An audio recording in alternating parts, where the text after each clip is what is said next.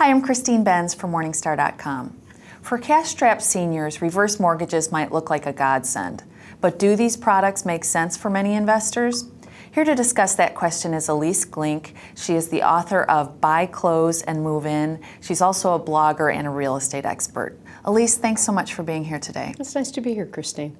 So Ilyce, let's start at the beginning. What is a reverse mortgage? A reverse mortgage, which is a complete misnomer, is a loan that you can get if you're 62 years of age or older, if you have almost no existing or current mortgage on your property, so you have to have a lot of equity. A reverse mortgage allows you to tap into that equity, receive the money either in a lump sum, it's a stream of income over the months, you can annuitize it, or as the form of a credit card, where basically it's a line of credit and you can charge against that line of credit as you need it. But like a mortgage, it's structured based on interest payments that are due, except that with a reverse mortgage, you don't pay anything on the loan until you and your spouse, if you have one, move out of the home permanently, either selling it or you move somewhere else to live.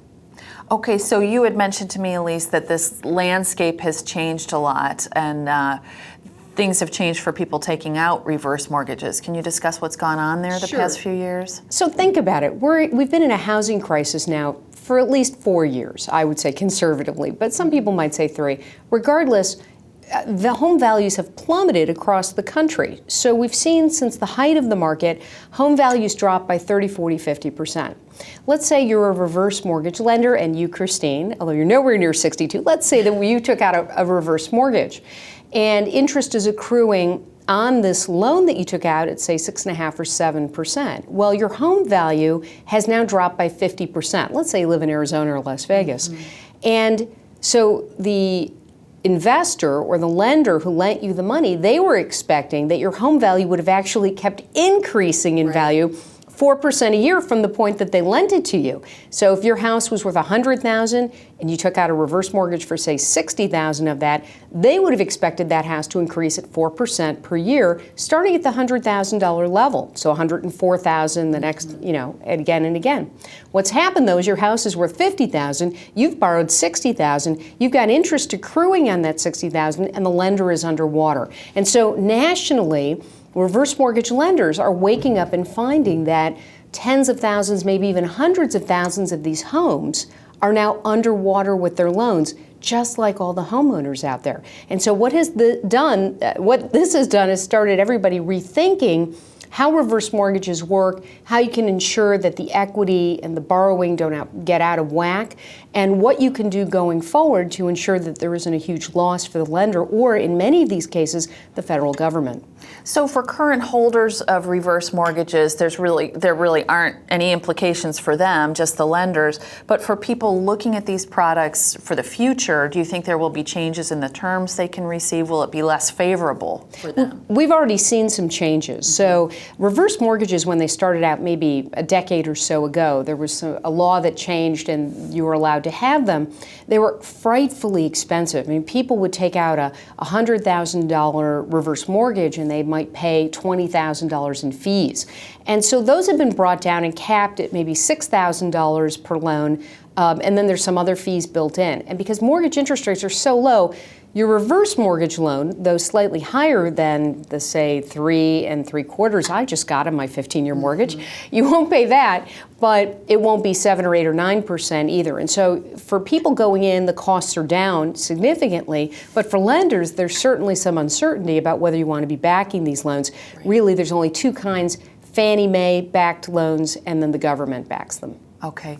So if I'm evaluating a reverse mortgage versus a home equity line of credit, what are some of the variables that I should be thinking about? Well, one thing to think about is what money you need, what do you need it for, and how long you're going to need it. So when people come to me and they say, should I get a home equity line of credit, I need to fix my roof. And I say to them, well, you're young, you're working, you're still getting income in, can you support the home equity line of credit?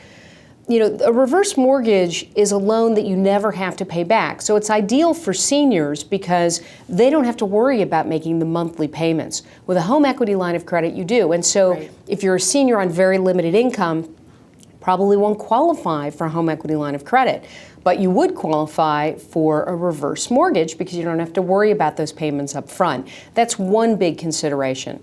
Next consideration is, what do you really need the money for? If this is a temporary loan, you're going to be selling the house, it's very expensive if you're only going to keep a reverse mortgage for a short period of time to get it because you have some fixed upfront costs. Okay. Home equity loans, on the other hand, if you can get a lender to do one, and it's more difficult than it was, are an easy walk-in, walk-out kind of a loan with few upfront costs. So you really want to look at what you need and what you need it for, and again, how long you're going to keep that loan. Okay.